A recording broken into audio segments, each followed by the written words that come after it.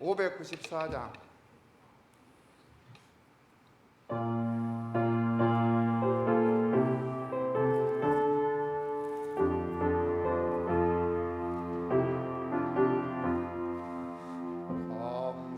감사하세 찬양하세 주를 믿는 성도들아 하나님의 복을 줘서 가난한 우리도 풍성하네.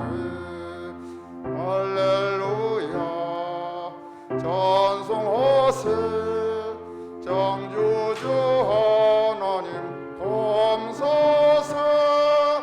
오곡 백과가 풍성하니 하나님께 감사하세. 감사하세 찬양하세 속죄 받은 성도들아 하나님의 햇빛 줘서 삼천리 강산이 풍년일세. 주신 얼굴 나눠주며 창조주 하나님 감사세. 오곡 백과가 풍성하니 하나님께 감사하세. 감사하세 찬양하세 은혜 받은 자녀들아 하나님은 우리에게 풍성히 거두라 복 주셨네. 모두들이 알고 감고 창조주 하나님 감사세. 오곡 백과가 풍성하니 하나님께 감사하세. 287장입니다.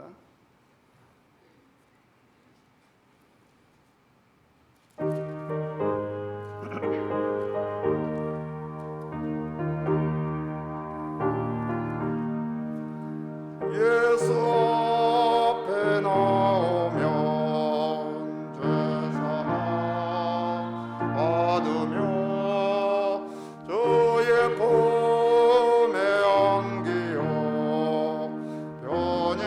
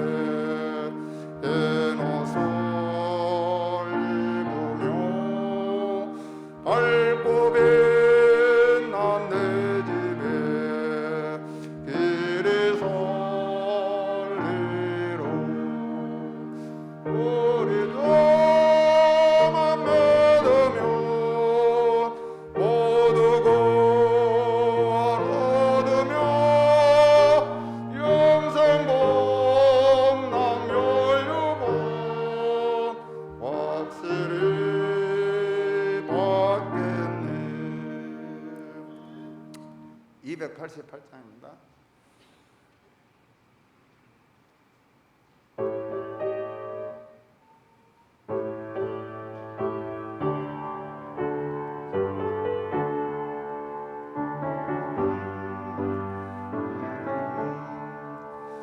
예수를 나의 구주 삼고 성령과 피로써 거듭나네.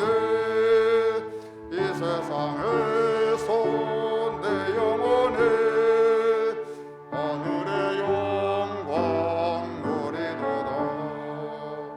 이것이 나의 반응이요, 이것이 나의 찬송일세. 나서는 동안 끊임없이 고조를 찬송하리로다. 온전히 주께 맡긴대요. 사랑의 왕성을 덮는 중에 천사들 왕래하는 것고 하늘의 영광 보리로다. 이것이 나의 반정이요, 이것이 나의 찬송일세. 나서는 동안 끊임없이 구주를 찬송하리로다. 주 안에 기쁨 노래마로 마음의 풍랑이 잔잔하네. 세상과 나는 강도 없고 고소한 조만 보이노라. 이것이 나의 간증이요, 이것이 나의 찬송일세.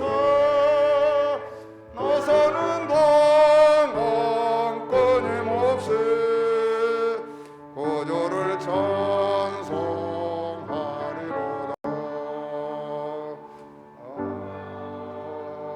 아멘. 217장 한 장 더 부르시겠습니다. 214장.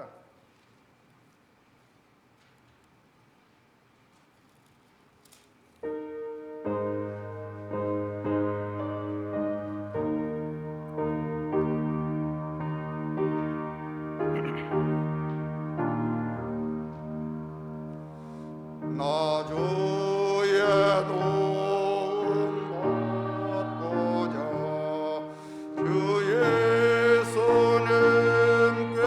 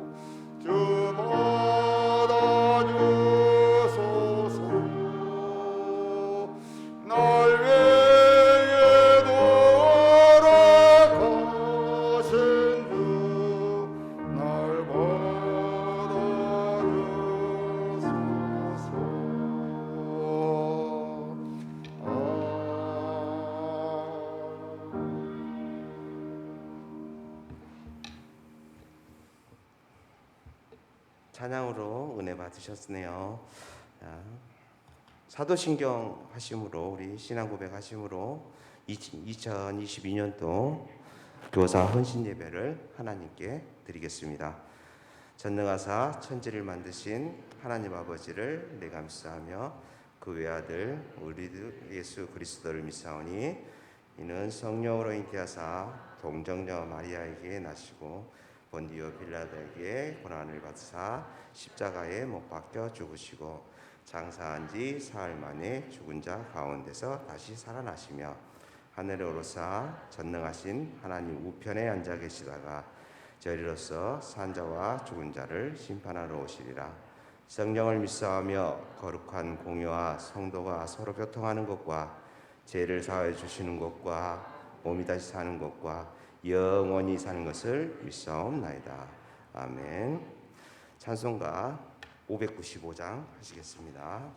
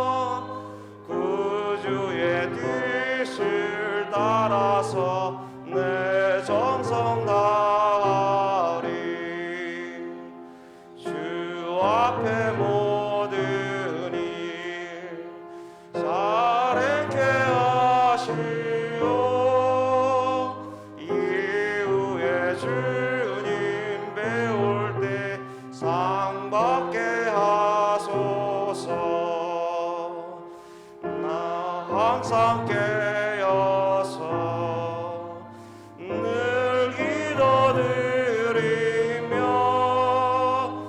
내 믿음 변치 않도록 날 도와주소서. 유치부 유치부 부장 선생님으로 사명 감당하시는 유혜정 집사님 나오셔서 기도해드리겠습니다.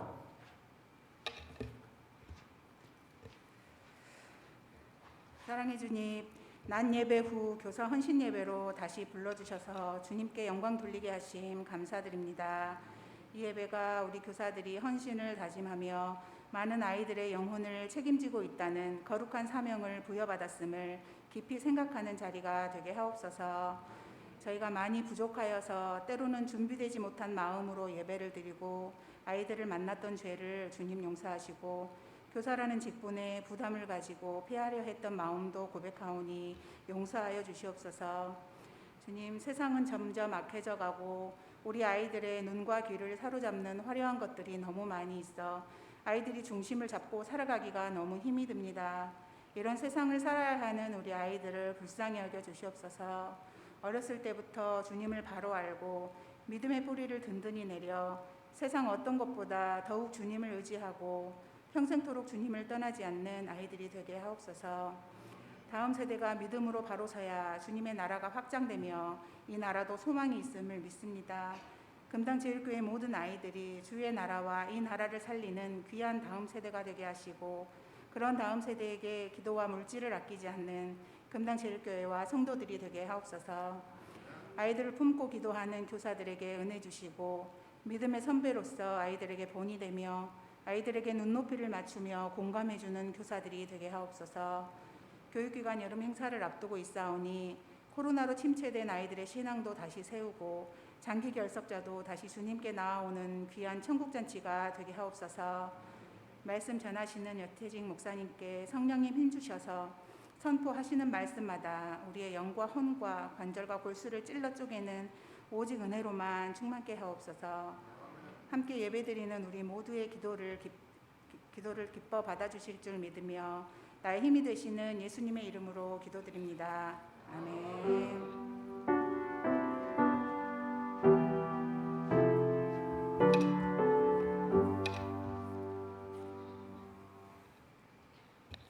오늘 저희들에게 주시는 말씀 디모데후서 2장 20절에서 26절 말씀입니다. 제가 가지고 있는 성경 페이지 신약 344쪽이나 345쪽 되겠습니다.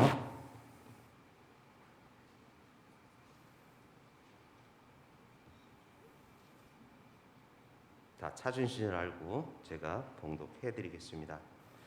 큰 집에는 금그릇과 은그릇뿐 아니라 나무그릇과 질그릇도 있어 귀하게 쓰는 것도 있고 천하게 쓰는 것도 있나니 그러므로 누구든지 이런 것에서 자기를 깨끗하게 하면 귀 쓰는 그릇이 되어 거룩하고 주인의 쓰심에 합당하며 모든 선한 일에 준비함이 되리라. 또한 너는 청년의 정욕을 피하고 주를 깨끗한 마음으로 부르는 자들과 함께 의와 믿음과 사람과 화평을 따르라. 어리석고 무식한 변론을 버리라. 이에서 다툼이 나는 줄 알미라. 주의 종은 마땅히 다투지 아니하고 모든 사람에 대하여 온유하며 가르치기를 잘하며 참으며 거역하는 자를 온유함으로 훈계할지니 혹 하나님이 그들에게 회개함을 주사 진리를 알게 하실까 하며 그들로 깨어 마귀의 올무에서 벗어나 하나님께 사로잡힌 바 되어 그 뜻을 따르게 하실까 함이라. 아멘. 선생님들 나오셔서 찬양으로 하나님께 영광 돌리겠습니다.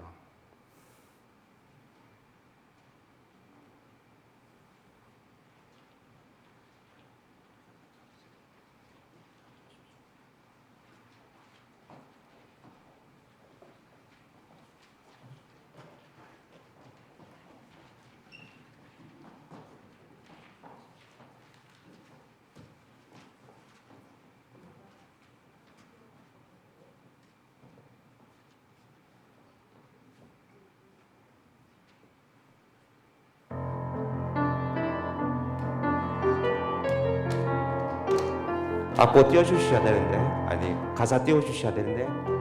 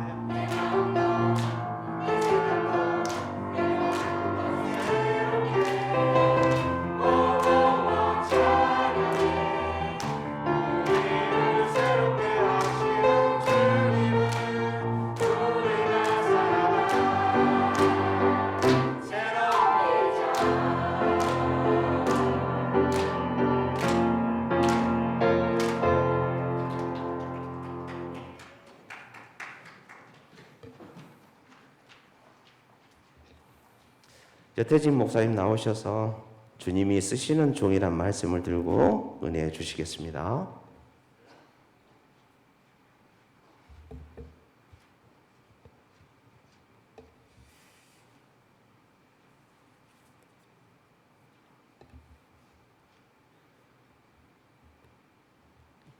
우리 교회 교육을 책임지고 있는 선생님들 참 대단하시네요. 그리고 자랑스럽기도 하고, 저런 분들이 교육부에서 이렇게 일을 하시니 정말 참 기쁘고 든든하고 안심되고 그렇습니다. 교회에서 교사의 그 역할이 기성세대와 다음 세대를 잇는 어떤 고리 같은 그런 역할을 하지 않나, 저는 그렇게 생각을 합니다. 그래서 그 유치부 어린아이들에서부터서 유초등부, 중고등부 이렇게 쭉 교육부가 이제 다음 세대로 넘어가야 되는데 그걸 이렇게 넘겨주는 도중에 이렇게 연결고리 같은 그런 역할을 하기 때문에 교사들의 중요성은 아무리 강조해도 모자란다. 저는 그렇게 생각을 합니다. 하나님께서 우리를 중생시키시고 죽었던 우리를 살리시고 우리를 그 핏덩이 같이 이제 갓 중생한 우리를 교회의 보호와 양육 안에 두시고 잘 자라기를 기대하십니다. 그러니까 우리가 교회 안에 있다는 것은 이런 축복이 없는 거예요. 하나님께서 나를 중생케 하시고 교회 안에서 그 교회의 보호와 양육 가운데 내가 점점 자라서 하나님의 영광에 이르도록 이렇게 하나님께서 그렇게 계획을 하시고 나를 이 교회 안에 두셨구나 이렇게 생각하면 이것만큼 든든하고 편안하고 정말 그 자다가도 벌떡 일어나야 될 만큼 놀라운 일이 없습니다. 참 감사할 일이고 하나님께서 우리를 교회 안에 두신 것은 정말 감사할 일입니다. 교회의 입장에서 보자면 우리 교회가 하나님께서 어떻게 우리 교회를 귀하게 여기시길래 이런 귀중한 생명들을 우리의 보호와 양육 안으로 보내셨는가? 교회로서도 참 그렇게 영광스러운 일이 아닌가요? 정말 감사하고 이런 생명들이 교회 안에 있다는 것은 우리 교회의 자랑이고 하나님께 참 감사할 일. 하나님께서 우리 교회를 믿으시고 그가 창조의 능력으로 우리를 중생케 하신 그 귀중한 생명을 우리 가운데 두신 거 아니에요. 그러니까 우리는 교회로서 그 어린 생명이든 뭐 연세가 120세 되신 분이든 교회 안에 있으면은 교회가 온 힘을 다해서 그 생명을 살피고 보호하고 하나님을 향해서 잘 나아가도록 하는 이런 일들은 정말 교회의 영광이고 이 세상에 어디도 교회 외에는 이런 역할을 하는 곳이 없어요. 유일하게 교회가 그 역할을 하는 거고 하나님께서 교회에게 그 역할을 맡기신 거예요. 신학교에서 일을 합니까? 어린 반푼을 수도 없어요. 뭐 박사 무슨 연구기관 그런 데서 하는 게 아니에요. 오직 교회에서만 그 일을 하는 거예요. 이것이 교회의 영광이고 교회의 능력이고 교회의 권위고 교회의 가치입니다. 근데 그런 교회 안에서 자라는 말하자면 다음 세대와 책임 세대 사이에서 이 세대를 교육해서 자연스럽게 다음 세대의 책임 세대가 되도록 준비시키고 교육하는 이 일이 교사들의 역할이거든요. 그래서 교사들의 역할은 정말 교사된 여러분들 자랑스럽게 여기시고 저는 여러분들 참 존경합니다. 그리고 참 귀하게 여기고 온 교회가 우리 막 박수하고 이분들이 일을 잘 하도록 최대한의 배려를 하고 열심히 일하도록 격려하고 위로하고 살피고 그렇게 해야 될 거예요. 저도 이제 또 교사가 그만큼 중요하니까 교회 안에 유능한 교사를 길러내는 어떤 교회적 프로그램이 있으면 좋겠어요. 그래서 누구든지 교회가 되고자 하면 이 프로그램은 최소한도로 마스터를 해서 교사가, 물론 오랫동안 교회 안에서 양육을 받아서 신앙생활을 하면서 잘 자라겠지만 그것보다는 조금 더 전문적으로, 예를 들면 성경의 전반적인 아웃라인이라든지, 또 자세히는 아니더라도 신학의 처음부터 끝까지 신학의 한 체계를 간단하게라도 처음부터 전체가 이런 것이구나 하는 것을 이해할 정도의 그런 교육을 시키고 하는, 이런 조금 그런 교회의 그런 프로그램이 딱 있어서 교사들이 그런 프로그램을 이수함으로써 교사가 될 수 있는 최소한의 지식이라도 갖게 교회가 준비하고 하는, 이런 참 좋을 거라고 생각을 합니다. 사랑하는 교사 여러분, 오늘 우리 낭독한 성경 말씀 속에 보면은 특별히 뭐 여러 가지 주문들이 많지만 가르치기를 잘하며 하는 이런 부분이 있어요. 성경의 디모데서에 보면은 감독의 역할, 또 뭐 장로의 자격, 집사의 자격, 한 아내의 남편이 되고 가르치기를 잘하고 술에 임박이지 않냐고 여러 가지 조건이 있는데 빠지지 않는 게 가르치기를 잘한다 하는 그런 부분이 오늘 성경에도 나타나 있습니다. 가르치기를 잘한다. 가르치기를 잘한다는 말이 무슨 말이죠? 어떻게 하는 게 가르치기를 잘하는 건가? 무엇이 가르치기를 잘하는 건가? 한번 생각해 볼 필요가 있죠. 물론 1차적으로 떠오르는 생각은 하늘 진리를 어린 생명들에게, 혹은 젊은이들에게 설명할 때에 그 아이들이 이해하기 쉽도록 단어의 선택이나 논리의 전개나 이런 여러 가지 것들을 잘 생각을 하고, 또 나의 가르침을 받을 대상에 대한 이해를 충분히 잘해서 설명을 잘하고 이런 거 가르치기를 잘하는 거겠죠. 그러나 가르친다는 것은 꼭 말로만 하는 게 아니잖아요. 그죠? 가르친다는 것은 꼭 말로만 되는 게 아니에요. 행동으로, 시범을 보여줘도. 어떤 사람에게 뭘 가르칠 때는 논리적으로 설명도 하지만은 선생님이 시범을 보여줄 때에 금방 깨닫습니다. 딱, 맞죠, 저것이구나. 그래서 선생님들은 말로도 잘 설명할 수 있어야 하지만 또 시범을, 삶으로서 모범을 보여줘야 되는 그런 경우도 많이 생깁니다. 그래서 그렇게 함으로써 잘 가르치는 일이 될 거예요. 그래서 결국은 이 나에게 가르침을 받는 아이들이 점점 자라서 나의 가르침으로 인하여서 그리스도에게로 향하고 하나님의 영광 가운데로 이르게 되도록 그렇게 하는 거예요. 근데 예를 들면 컴퓨터를 가르친다 할 때 컴퓨터 뭐 책이라든지 아니면 뭐 어학 교재라든지 그런 것은 특별히 가르치는 사람의 인격이 요구되지 않아요. 사실은. 그렇죠? 그냥 그 책에 있는 그 지식을 잘 전달하면 되는 거예요. 근데 신앙이라는 것은, 하나님의 말씀을 가르치는 것이라는 것은 단순한 어떤 인포메이션을 전달하는 게 아니잖아요. 어떤 지식 전달이 아니에요. 거기에는 뭐가 따르냐면 인격의 전달이 동시에 수반되는 거예요.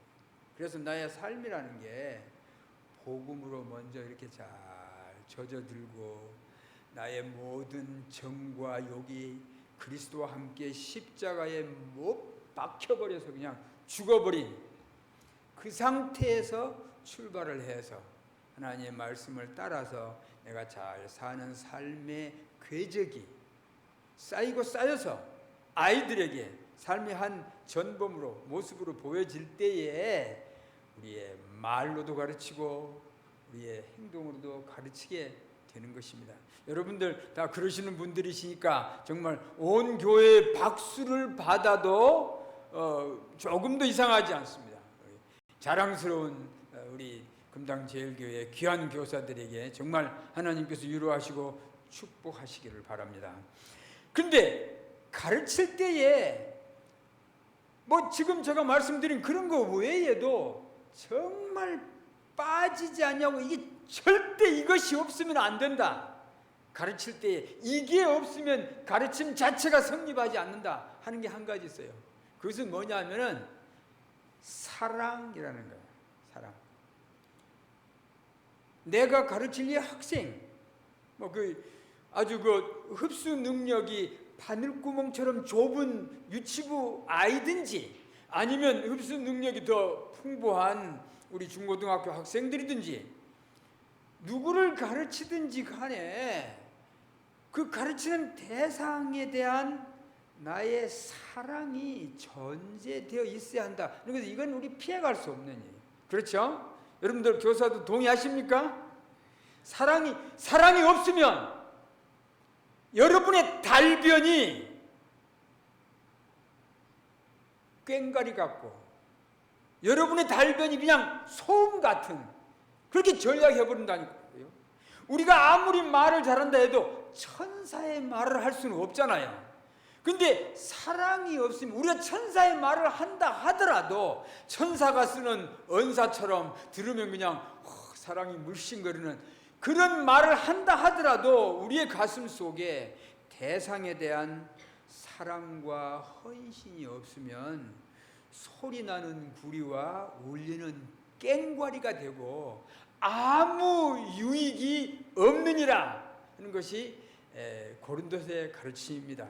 그래서 저는 여러분들이 학생들을 가르칠 때에 정말 여러분들의 혼신 힘을 기울여서 사랑을 가지고, 물론 그렇게 하시겠지만 여러분들이 가르치는 학생들을 날마다 그 학생들을 이름을 되뇌이면서 그들을 위해서 축복하고 기도하고 그들에 대한 나의 사랑의 마음, 헌신의 마음을 자꾸 쌓아가고, 지금 조금 이따 이제 보겠지만은 우리가 정말 교사의 모본이라고 할 수 있는 걸 제가 제시해 드릴 텐데, 그런 기본적인 그런 것들이 우리의 마음 속에 있어야 교육이 거기에서 발생한다. 근데 비단 교육 일선에서 뛰고 있는 우리 교사들뿐만 아니고 사실은 우리 모든 사람들이 다 그래야 되죠, 그죠? 모든 사람들이 그렇게 사랑이 풍성한 그러한 교사 여러분들이 되시기를 바랍니다. 그리고 또 하나 제가 말씀드리고 싶은 것은, 물론 말도 잘해야 되고 행동으로 시범도 보여야 되고 사랑도 물론 잘 있어야 되고 대상에 대한 깊은 이해도 있어야 되고, 그러지만은 한 가지는 내가 교육시키는 일에 있어서의 어떤 뚜렷한 목적이 분명해야 돼. 내가 이 아이들에게 지금 이렇게 뭐 설교를 하든 뭐 공과를 가르치든 무슨 설명하든 이걸로 인해서 이 아이들이 배운 아이들이 어디로 향해 가게 되도록 하는 어떤 뚜렷한 목표와 목적 의식을 향해서 이렇게 해 나가야만 됩니다. 또 기본적인 것들도 여러분 잘 가르쳐, 특별히 하나님에 대한 인식, 나의 가르침으로 배우는 학생들이 하나님에 대해서 올바른 인식을 가지도록, 뭐 인식의 양은 우선 고사하고라도 올바른 하나님에 대한 인식을 갖게 되도록, 그 다음에 예수 그리스도에 대한 인식을 갖게 되도록, 바르게 성령에 대한 인식을 바로 갖게 되도록, 하나님의 나라에 대해서 바로 알게 되고, 또 하나님의 교회에 대해서 바른 인식을 갖게 되고, 그 어린 학생 때부터서 교회에 대한 바른 인식, 교회가 나와 어떤 관계인가, 교회가 나에게 어떤 역할을 하는가, 나는 교회에 대해서 어떻게 해야 하는가, 이런 것들을 잘 가르치고, 이런 것들이 굉장히 교사로서 가르쳐야 될 중요한 일일 것입니다. 그리고 매일매일 주님을 따르는 일상이 되도록 일상생활이 주님을 따라가는 삶이 되도록 그렇게 가르쳐 나가는 이런 것들이 우리에게 대단히 중요할 거예요. 여러분, 우리는 한 면으로는 교육부에서 가르치는 교사지만은 또 다른 면에서는 사실 우리 모두는 학생들입니다. 왜냐하면 아까 앞서 제가 말씀드렸듯이 교회의 보호와 양육 아래 있기 때문에 교회로부터 배우는 학생들이에요. 그러면 좋은 교사는 좋은 학생이 되어야만 좋은 교사가 됩니다. 그렇죠? 정말 진정하고 교회의 가르침에 대해서 잘 배우고 충실하게 잘 따라 나가는 사람들이 남에게 가르쳐도 좋은 교사가 될 수 있는 거예요. 내가 좋은 학생도 아닌데 뭐 학생들 어떻게 잘 가르칠 수 있겠어요? 그래서 다른 면으로 말하면 우리 모두는 하나님의 교회에서 늘 배우는 학생들이에요.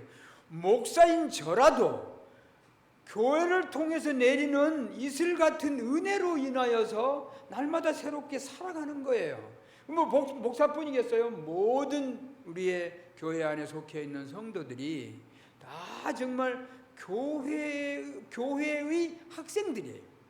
그래서 여러분들 충실하고 아주 건실한 학생들이 잘 되시기를 바라요. 그리고 그런 사람들이 정말 좋은 교사가 될 수 있다 하는 건 말씀드리는 거예요. 예수님께서 따르는 무리를 보시고 목자 없는 양과 같다 하고 안타까워하신 부분이 성경에 나와 있습니다. 마가복음 6장 34절에 있는 말씀인데 예수님께서 이렇게 보시고 따르는 무리들이 목자 없는 양과 같은 그런 안타까운 심정을 가지시고 주님께서 많은 말씀으로 사람들에게 가르치셨습니다. 산에서도 가르치시고 해변에서도 가르치시고 상황 따라서 가르쳐야 될 때 믿음이 없는 제자들에게는 그들의 믿음을 키워주기 위해서 어떤 상황과 여러 가지 것들을 이용해서 그들에게 가르치시고 심지어는 병든 자를 고치시면서도 제자들에게 가르치기도 하시고. 근데 목자 없는 양 어떤 상태겠어요, 여러분? 목자 없는 양이라는 게 뭐겠습니까? 목자 없는 양은 무슨 일이 발생합니까? 우선 목자가 없기 때문에 그 양은 길을 잃게 됩니다. 그렇죠? 그러니까 목자 없는 양은 그냥 길을 잃어버리는 거예요. 갈 곳을 잃어버리는 거예요. 갈 곳을 잃어버리면 정말 그것만큼 황당하고 답답한 일이 어디에 있습니까? 갈 곳을 잃어버리고 갈 곳을 잃어버리고 방황하게 되고 어디를 가야 할지 벌써 갈 걸 잃으니까 벌써 불안하잖아요. 엄마 손잡고 가던 어린아이가 엄마가 갑자기 없어졌다고 생각해 보세요. 그럼 이 아이의 불안과 뭐 그 공포는 어떤 상태겠어요? 그냥 엄마가 없으니까 엄마를 막 찾다가 그냥 울게 되고 그냥 말할 수 없는 공포감에 휩싸이게 되고 그 다음에 길을 잃는 것도 길을 잃는 거지만 두 번째는 보호막이 없기 때문에 왜냐하면 목자가 없으니까 지켜줄 자가 없는 거예요. 이 양을 목자가 지키는데 지켜줄 자가 없는 거예요. 여러분 우리 잘 알지만 다윗이 아주 멋진 목자였잖아요. 그래서 양을 먹이러 다니다가 무슨 사자나 곰이 오면은 물리치고 심지어는 그 힘센 사자가 새끼 곰을 움켜가면 그냥 뛰어가서 기어이 잡아서 때려 눕히고 그 사자의 아가리에서 어린 양을 구해내는 그런 것이 다윗이 목자로서 뛰어난 거예요. 그러면 목자 없는 양이라는 것은 바로 보호가 없는 거예요. 보호가 없는 거예요. 그러니까 길을 잃는 것은 한 가지고 보호가 없으니까 여러 가지 공격으로부터 이 양은 노출되어 있습니다.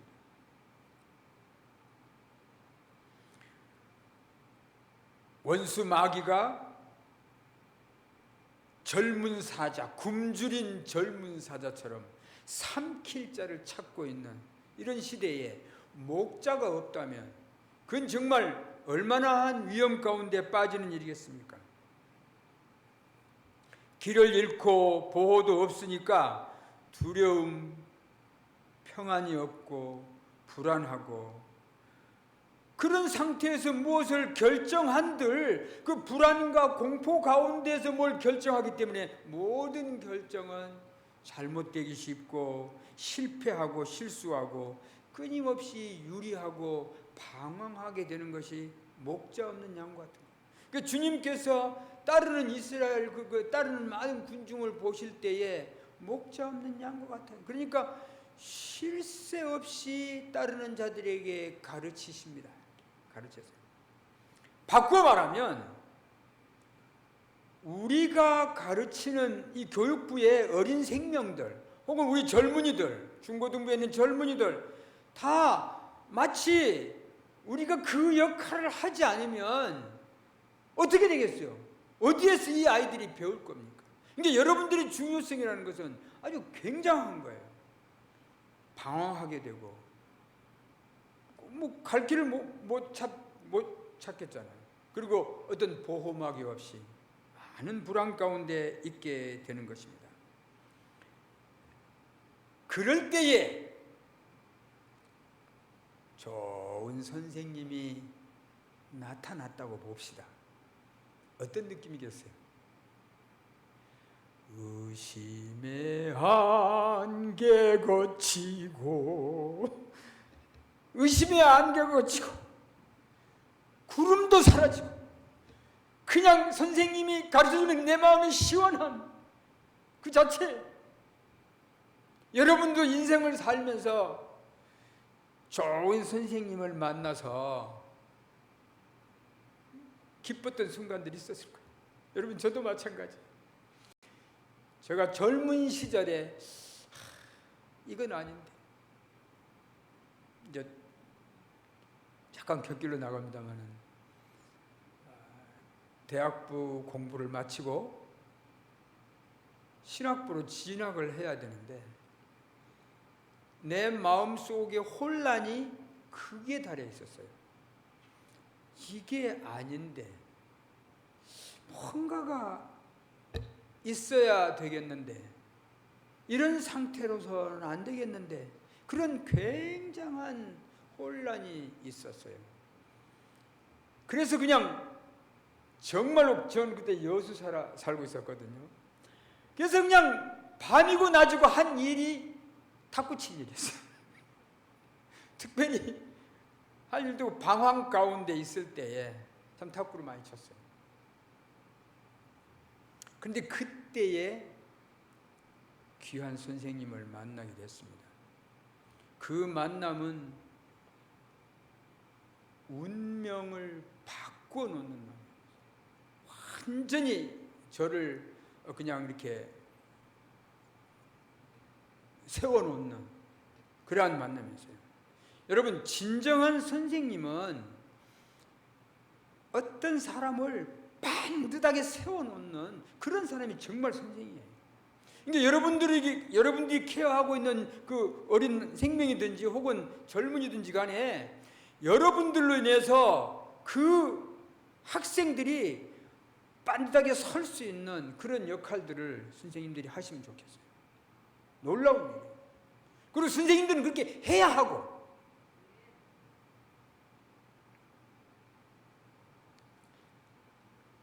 여러분 시편 23편 아시죠? 여호와는 나의 목자시니 내가 부족함이 없으리로다. 여기서 목자라는 말은 다른 말로 말하면 선생님이잖아요. 인도해 주시는 목자, 선생님.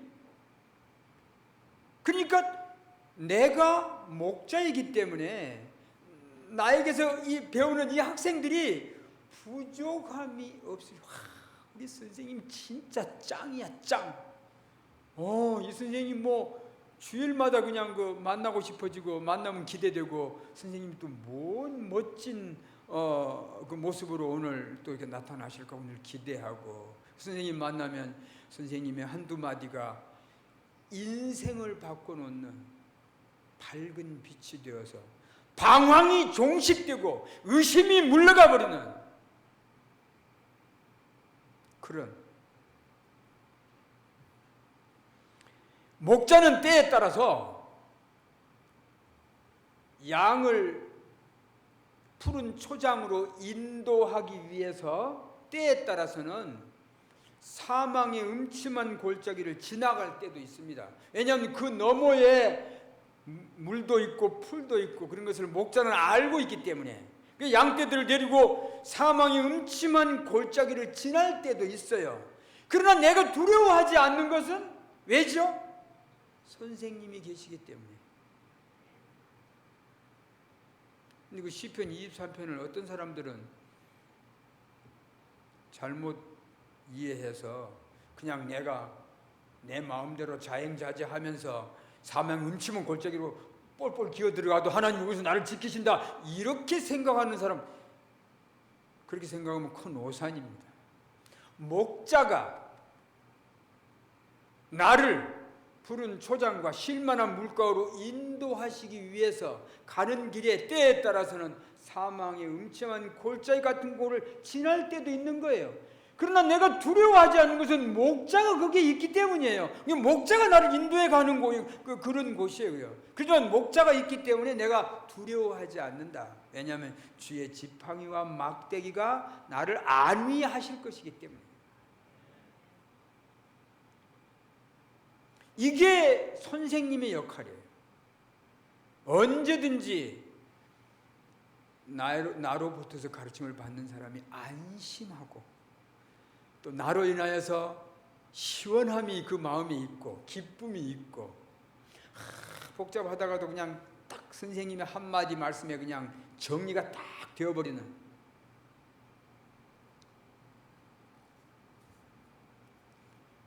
세상에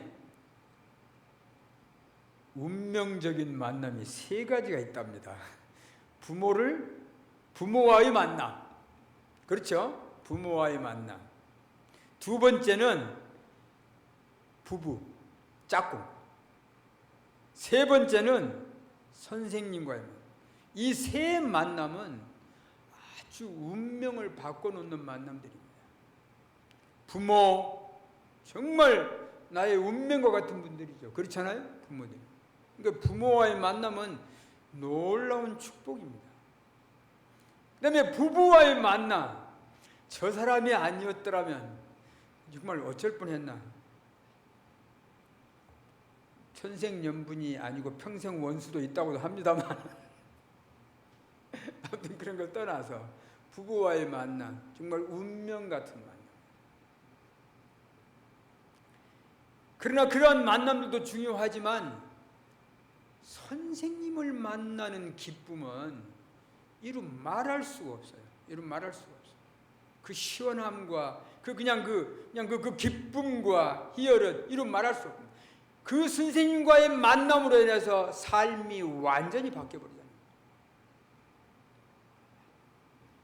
물론 이런 세 만남에는 하나님의 깊은 개입이 있습니다. 그렇죠? 하나님의 은혜의 그 섭리의 은혜가 그 속에 있습니다. 그래서 하나님께서 우리를 기르시는 하나님의 방법이 필요한 때에 적절한 선생님을 만나도록 배치하신 게 사실이에요.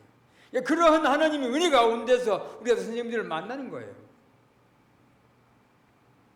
이 선생님을 만나지 못했더라면 어쩔 뻔했나?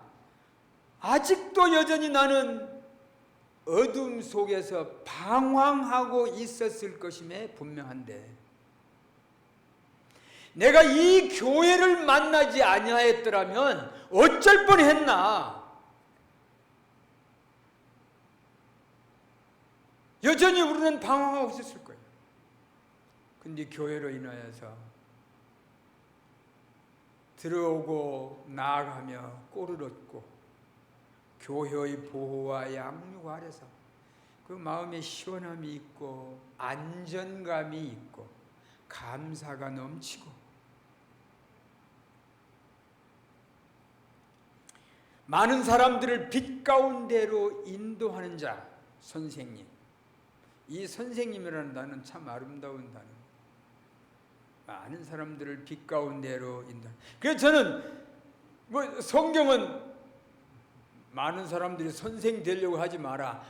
선생된 자가 감당해야 될 책임과 하나님의 추궁이 얼마나 한 줄을 알면 선생 되려고 힘쓰지 마라. 근데 저는 여러분들에게 권하고 싶어요. 정말 좋은 선생님들이 되세요. 여러분 모두가 좋은 선생님 되세요. 그런 누군가에게 시원함이 되고 누군가에게 가르침이 되고 인도자가 되고 그 선생님이 됐으면 좋겠어요. 우리 모두는 정말 귀한 선생님이 됐으면 좋겠어요. 방황하고 어둠에 있는 자에게 하늘빛을 던지고 예수 그리스도로 인도해 간다면, 예수 그리스도를 만나게 되도록 인도해 간다면 이만큼 영광스러운 일이 우리에게 어디에 있겠습니까? 성경에는 잘못된 만남이라고 해도 잘못된 곳에 가르침을 구해서 망한 예가 있습니다. 그 이스라엘의 초대 임금인 사울 왕이 길보아에서 블레셋 사람들과 맞서 싸우게 돼요. 그 싸움이 전투가 벌어졌을 때에 아주 그냥 참혹하게 패전하게 되고 거기서 죽게 됩니다. 자기만 죽는 게 아니고 자기 모든 군사와 자기의 세 아들까지 한 사람의 잘못이 이런 참혹한 결과를 가져오게 됩니다. 근데 이 사울이 그때에 성경이 그 당시에 성경이 그 역대상 10장에서 표현한 것을 그대로 빌리자면은 사울이 범죄하였기 때문이 아니고 그렇게 써졌어요. 범죄하였기 때문이 아니고 신접한 여인에게 가르침을 구했기 때문입니다. 그러니까 사울은 그때에 예를 들면 하나님의 나라를 다스리는 왕이잖아요. 그러면 자기가 무슨 일이 생겼으면 누구에게 가서 가르침을 받아야 되겠어요. 당연히 하나님 앞에 나가서 왜냐하면 하나님이 누구신지를 알고 하나님이 가르쳐 왔으니까. 근데 뭐 그 가르침이 끊어진 것도 아닌데 하나님을 떠나서 신접한 여인에게 가르침을 구했던 거예요. 그것이 이런 참혹한 결과를 가져오게 됐습니다. 심지어는 모든 병사, 자기 아들들 3명, 자기도 죽고 블레셋 사람들이 사울왕의 갑옷을 벗기고 목을 잘라서 자기들이 섬기는 다곤 신전에 문지방에다가 걸어놓았던 거예요. 이 얼마나 참혹하고 수치스러운 일입니까? 이게 잘못 가르침이라는 것은 이런 결과를 가져오기도 합니다. 여러분들이 이제 교사들이시니까 정말 그 두렵고 떨리는 마음으로 여러분들에게 맡겨진 귀한 생명들을 참 사랑과 그 책임감을 가지고 잘 섬겨 나아가야 될 것입니다. 저에게 있어서 현저하게 가장 크게 영향을 미쳤던 선생님을 제가 2사람을 소개하겠습니다. 한 사람은 칼빈 선생님. 또 한 사람은 19세기에 칼빈주의자로 유명한 헤르만 바빙크라는 사람. 지금도 이 두 분의 책이 저의 손에 늘 있습니다. 칼빈의 기독교 강요는 일생 저의 필독서이고 늘 읽고 또 읽는 책이 칼빈의 기독교 강요. 저는 우리 교사들, 교사들 뿐이겠어요. 여러 성도님들에게 칼빈의 기독교 강요를 구해다가 집에다 놓으시고 읽으셨으면 좋겠어요. 특별히 교사들은 그 귀한 책을 꼭 읽어보시기를 바랍니다. 못 읽을 만큼 어려운 철학책도 아니고 잘 읽어보면은 알 수 있도록 되어 있어요. 적어도 이 금당제일교회 교사가 되려면, 금당제일교회 교사라면 이런 정도의 책은 읽고 일하는 교사다. 난 이거 정말 자랑스러우라고 생각해요. 아주 자랑스러워.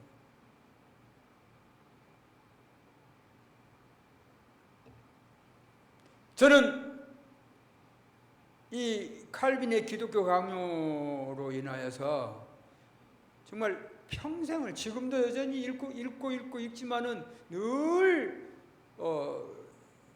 등불처럼 내 앞에 반짝거립니다. 칼빈주의자냐? 칼빈주의자라는 말이 칼빈을 따르는 사람이라 해서 다른 사람들이 싫어하지만 사실은 칼빈이라고 한 인물을 따르는 게 아니고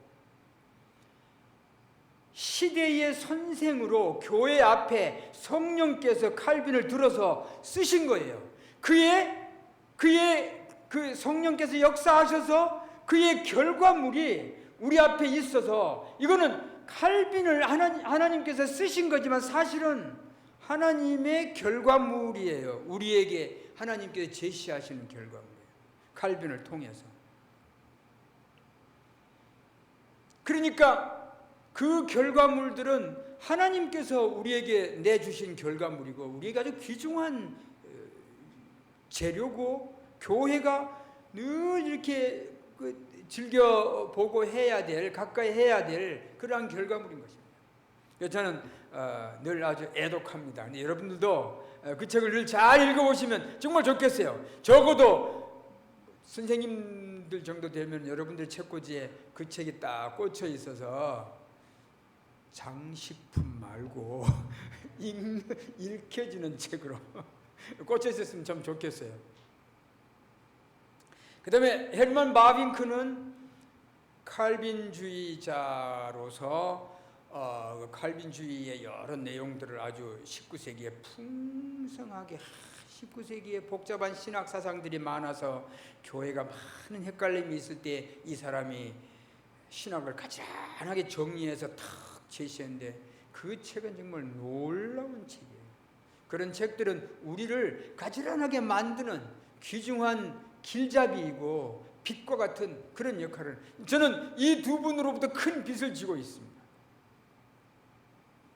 그러나 이 모든 선생님들은 사실상 그림자와 같은 거예요. 정말이지 우리에게 그 본체이신 우리의 영원하신 선생님은 우리 예수 그리스도시죠. 아멘. 우리의 목자이시고 우리의 구주시고 우리의 친구이시고 예수 그리스도. 주께서는 우리의 영혼을 돌보시려고 좋은 선생님들을 우리 주위에 배치하셔서 만나게 하셨지만 그건 예고편에 불과한 거예요. 그림자에 불과한 거예요. 칼빈의 책을 여전히 손에 들고 살지만 그것은 그림자에 불과한 거예요. 정말 주님의 찬란한 하늘빛은 이런 그림자에 비하면 비교도 안 되는 본체이신 거예요. 그래서 우리는 찬송합니다. 주 예수보다 더 귀한 것은 없습니다. 주님이 우리의 영원한 선생님이시고 우리의 본체이시고 구주이신 것입니다. 영원한 우리의 목자장이신 거예요. 니고데모가 밤중에 주님께 찾아왔을 때에 찾아와서 뭘 얘기했어요? 중생에 대해서 물어보잖아요. 중생에 대해서. 그래서 주님께서 니고데모에게 중생에 너가 유대인의 관원으로서 율법학자로서 유대 민족에서 이 지도자예요. 아주 가장 앞서 있다는 지도자인데도 중생에 대해서 모를 때에 주님께서 중생에 대해서 쫙 설명해 주시고, 정말 그 니고데모가 그날 그 예수님께로부터 그 가르침을 받고 얼마나 마음이 시원했겠어요. 놀라운 산상보훈 여러분 알죠? 산상보훈을 쭉 읽어보면은 오늘을 살아가는 우리에게도 참 귀한 말씀이 되고 빛이 되고 그렇습니다. 또 해변에서 가르칠 때도 보면은 어디든지 주님이 가시는 곳에 가르침이라는 것이 항상 있어요. 가르침. 그리고 실제로 주님께서는 또 몸소 또 보이시기도 하시고. 그래서 주님만한 선생님이 이 세상에 존재하지 않습니다. 주님께서 제자들과 함께 배에 타고 호수 건너편으로 가자 하고 말씀하셨어요. 주님이 거기 함께 계시고 또 주님이 길을 제시하셨어요. 바다 건너편으로 가자 하고 목적지도 정해 놓으시고, 그리고 주님께서는 주무십니다. 근데 무슨 일이 생겼어요? 풍랑이 일어서 아주 그냥 배가 그냥 깔아앉게 되고, 제자들의 표현대로 하면은 죽게 되었나이다. 험했던가 봐요. 물론 어부 출신도 있고 삶의 경험도 있는 사람들이었지만 주님을 깨우게 됐습니다. 주님께서 일어나셔서 이 믿음이 적은 자들아 하고 책망하시고 바다와 바람을 잠잠케 하신 일이 있습니다. 우리 속에 있는 모든 풍랑은 우리의 선생님이신 주님께서 잠잠케 하십니다. 또 주님을 나의 선생님으로, 나의 주님으로 여기고 있는 한은 그러실 걸 우리가 믿는 거예요. 아까 시편 23편을 설명하면서 말씀드렸듯이 풀밭과 물가가 있는 곳으로 가기 위해서는 사망의 음침한 골짜기를 지나갈 때도 있지만은 내가 두려워하지 않는 것은 주님께서 인도해 가시는 거잖아요. 그렇기 때문에 두려워하지 않는 것처럼 마이크가 너무 센가? 제자들이 이러한 주님을 이해했더라면 풍랑이 일었더라도 요동하지 않았을 거예요. 주님이 계시니까, 주님이 지키실 거니까. 근데 그런 믿음이 없었던 거예요. 그러니까 그런 부분을 예수님께서 아마 책망하지 않나 생각합니다. 여러분, 자녀들을 길러보셨죠? 예, 어린아이가 대여섯살 먹은 어린아이가 밖에 나가서 뭐 싸웠든지 뭐 형들한테 얻어맞았든지 그래가지고 막 엉엉 울면서 집에 들어옵니다. 그러면 이제 엄마의 품에 딱 안기는 순간에 그냥 해결나는 거예요. 엄마의 품에 딱 안기는, 엄마는 알거든 어떻게 얘를 잠잠케 할 수 있는지.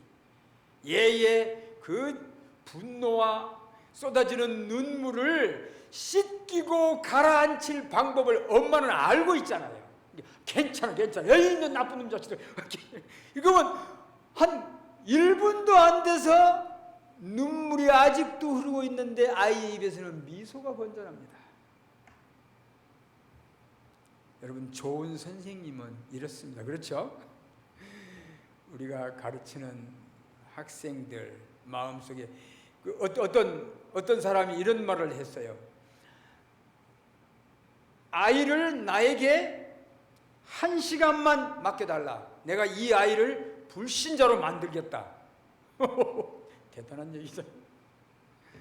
오늘날 학교 교육이 여러분도 아시지만은 불신자 되게 딱 알맞는 교육이에요. 그래서 교회가 교육을 잡아주지 아니하면 우리 아이들은 그냥 불신자가 됩니다. 학교의 교육, 이 모든 교육의 내용과 시스템이 아이들 나이건 불신자가 되도록 되어 있어요. 여러분 다 공부했으니까 아시잖아요.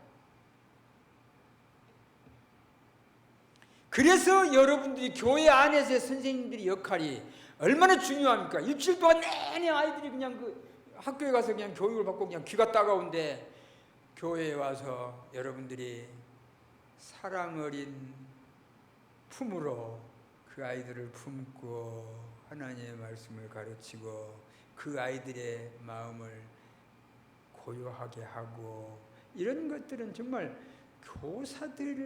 교회의 교사들만이 할 수 있는 놀라운 축복들이라고 생각합니다.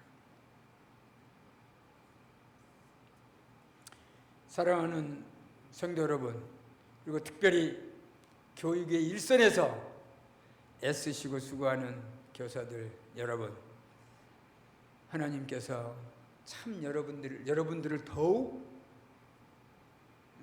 뭐라고 해야 되나, 이렇게 능력 있게 여러분들의 그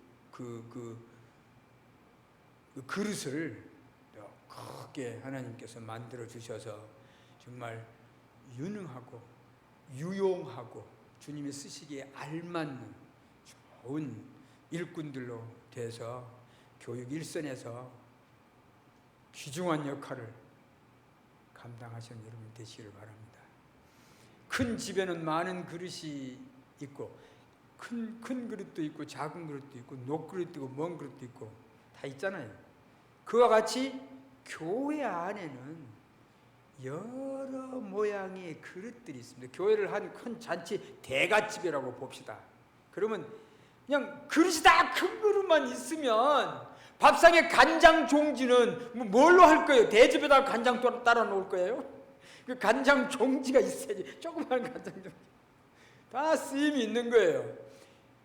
시계 뒷뚜껑을 열어보면은 크고 작은 톱니바퀴가 얽히고 설켜서 수없이 있지만은 큰 톱니바퀴가 중요하고 작은 톱니바퀴는 덜 중요합니까? 작은 톱니바퀴는 덜 중요하니까 하나 빼버리자 하면 시계가 간다 안 간다? 안 갑니다. 작다고 해서 무가치한 게 아니고 크다고 해서 가치 있는 게 아니에요. 어떤 사람은 중직자고, 중직자 말고 그 다음은 뭐라 그래요? 경직자라 그러나요? 어떤 사람은 중직자, 그럼 나머지는 경직자란 말은 어떤 큰 그릇과 모든 사람은 다 중직자들이에요. 아주 귀중한 역할을 하고 있기 때문에 다 중직자들입니다. 교회에서 어떤 사람이 중직자 아닌 사람 누가 있어요? 자기 위치에서 가장 귀중한 역할을 하고 있는 그 사람 빼버리고 우리는 간다? 이게 말이 안 됩니다. 안 됩니다. 우리 모두는 중직자예요. 특별히 교사들은 정말 중직자들입니다.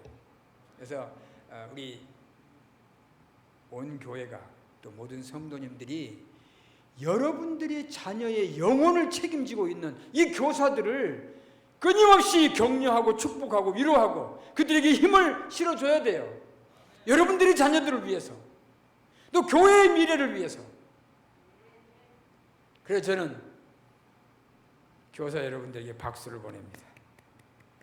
기도하겠습니다. 하나님 아버지,